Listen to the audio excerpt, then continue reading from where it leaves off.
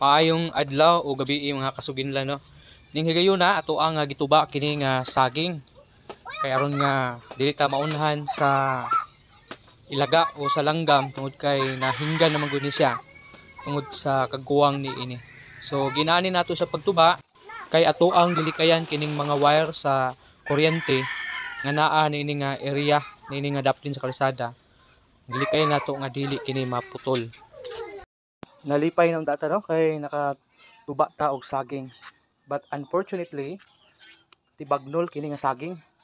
So mailhan nato kung tibagnol ba ang saging o dili. So mo ni sa ang hitsura. So kung makita nimo ni iyang bulig, ha, adunay mga puntik-puntik nga itom. Mo kini ang timaan nga tibagnol kini nga saging. So manginaot lang ta nga napatay mahagdaw ani. Ha, kay sayang gid unta oh, guwang ra ba? Nya dagko pud siya. So may nahinog pero tibagnol no. Itom siya. Tibagnol.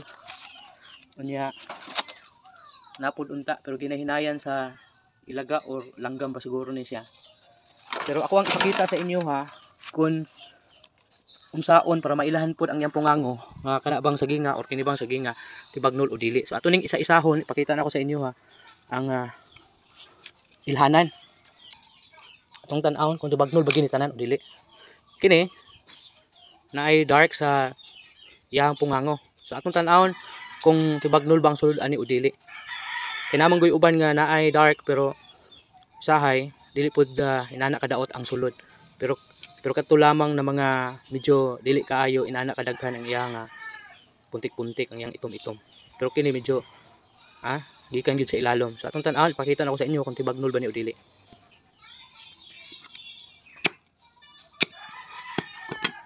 So naraw.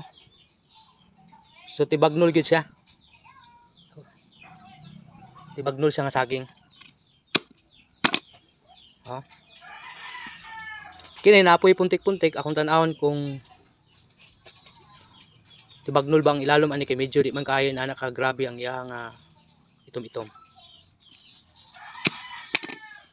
So tama ko. Dili siya inana ka tibagnol. So kini siya makaon ni siya kay wala man.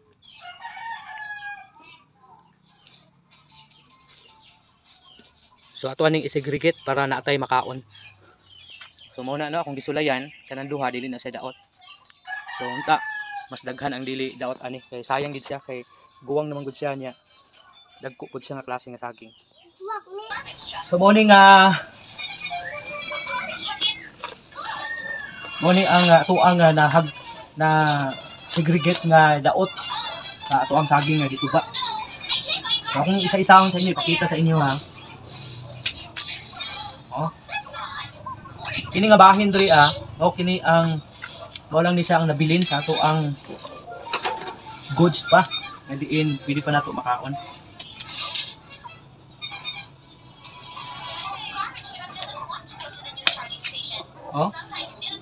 So tibagnol gid siya.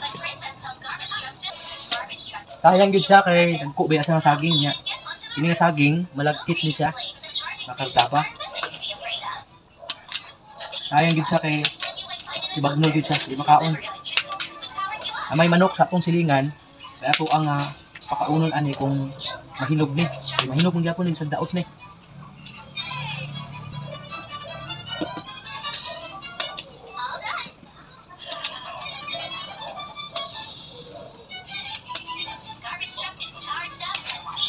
Unlike atong last time nga gituba nato nga saging, halos wala gito sa daot. Ha? Gani daghan ang nakaambit adto tungod kay wala gid sa tibagnol. Do naman pero makaon gyapon kay di man kay nana ka tibagnol pero pipilar pud kabuok.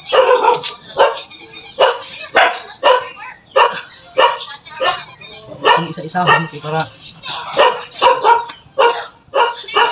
kita gid nato ang pwede pa dayang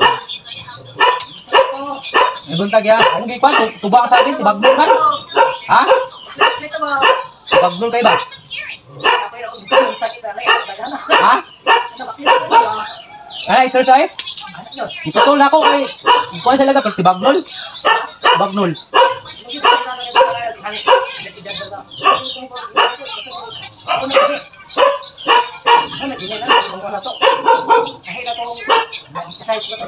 Oh.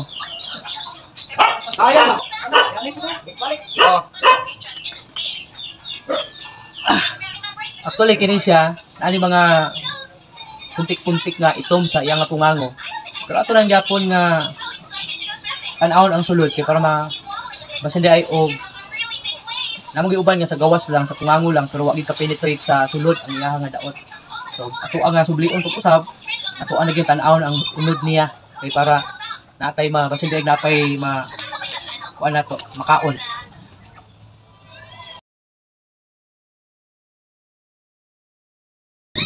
Mas dagang daot, no? Dagang yun ang daot niya.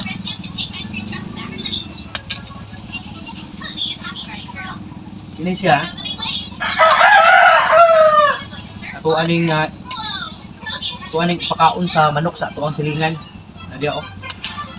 Namugod siya manukan. Nga atong pakaon. Ini siya. Kasi tibagnol pero basin pwede pa kaon ang magkakain na anak grabe.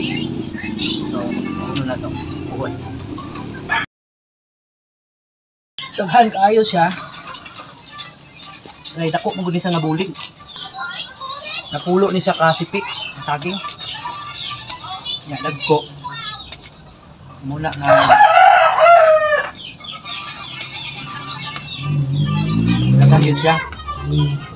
Kaya lang daot.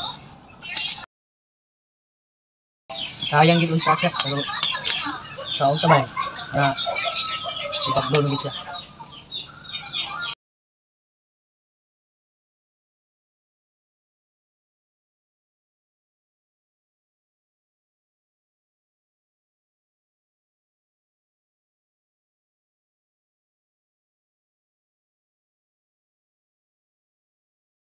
So mao ra gid ni siya ang atuang na hagdaw sa atong saging no nga tibagnolon. So marang ni siya ang goods.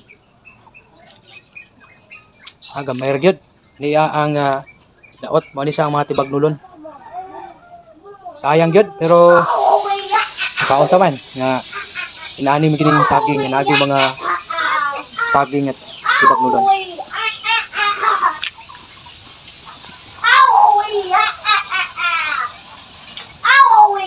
So kana lang. Salamat sa inyong pagtanaw. God bless everyone.